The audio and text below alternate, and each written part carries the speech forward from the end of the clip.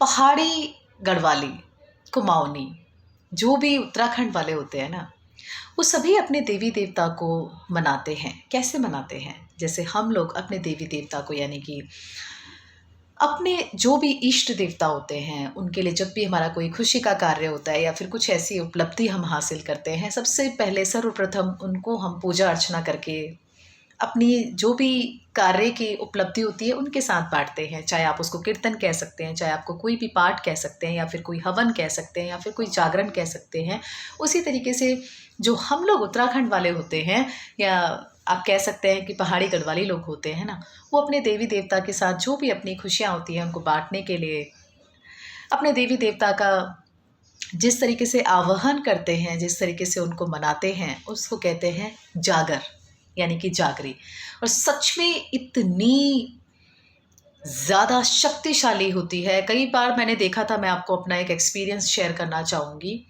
जब मैं किसी से डिस्कस करती थी कि हमारे पहाड़ों में जो देवता होते हैं ना, वो बहुत ही उनसे हमें डर लगता है। तो काफ़ी लोग हँसते थे, कहते थे कि भगवान से तो सभी डरते हैं, तो ये क्यों इस तरीके से बार-बार बोलती है कि हमें उनसे डर लगता है। मैं जब छोटी थी तो मुझे सच में डर लगता था। जब मैं अपने गाँव जाती थी, तो जागरी होती थी रात में, तो मैं डर जाती थी कि ये सब क्या है? मुझे उस समय इतना नहीं पता चलता था कि आखिर ये सब क्या कर रहे हैं सब लोग। मैं अपने बचपन की आपको बात शेयर कर रही हूँ।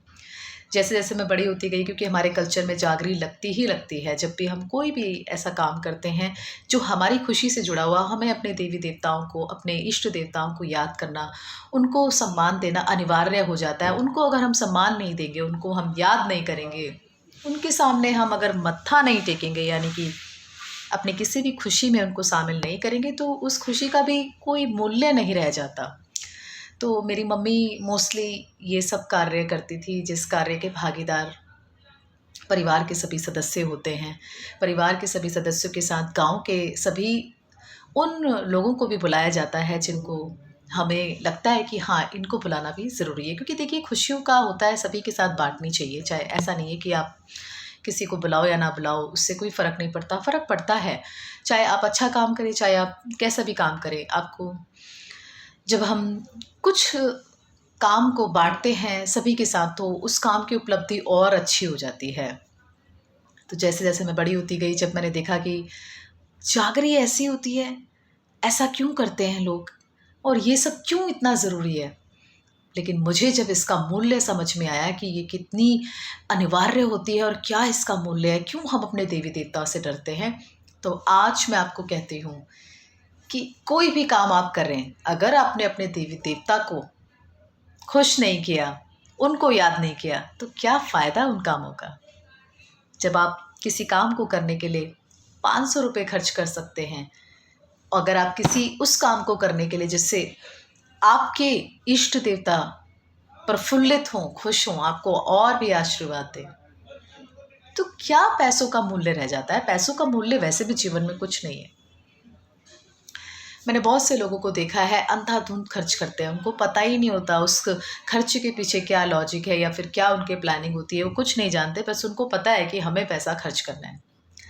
तो बट यहाँ पे आपने सोचा होगा कि टॉपिक घूम कैसे गया, क्योंकि टॉपिक घुमाया मैंने इसलिए है कि जो भी जागरी लगती है उसमें खर्चा तो देखिए होता ही है। तो बहुत से लोग ऐसे होते हैं कि जागरी नहीं लगा पाते, वो असमर्थ होते हैं। तो मैं उनको ये बताना चाहती हूँ कि आप कम पैसों में भी अपने देवी देवताओं को याद कर सकते हैं, उनकी खुशियों में शामिल हो सकते हैं, उनकी ब्लेसिंग्स को आप प्राप्त कर सकते हैं।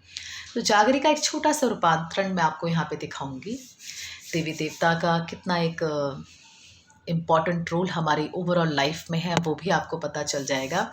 साक्षात भगवान के दर्शन होते हैं जागरी में। जी हाँ, साक्षात भगवान के दर्शन होते हैं। आप जिस देवता की जागरी लगाते हैं, वो सच में आपके सामने आते हैं और आपको ब्लेसिंग्स के रूप में जो आप बोलते हैं वो बताते हैं, और कहते हैं कि आशीर्वाद मिलना, साक्षात मिलना सच में किसी चमत्कार से कम नहीं होता। तो हमारे उत्तराखंड में चमत्कार ही चमत्कार हैं, इसलिए तो उसको देवभूमि कहा जाता है, देवों की भूमि, जहाँ देवी देवताओं का वास होता है। और आज भी मैंने पहाड़ों में वो खुशबू, वो एक महक देखी है जिसमें मुझे लगता है कि यार अपनापन है, कुछ तो बात है पहाड़ों में, कुछ तो अपनापन है। तो ज़रूर जाएं, और ज़रूर अपने देवी देवता को याद करें, सम्मान करें उनका, उनकी ब्लेसिंग्स लें। तो कोई भी कार्य नहीं है जो हमारे देवी देवता से जुड़ा ना हो। नमस्कार।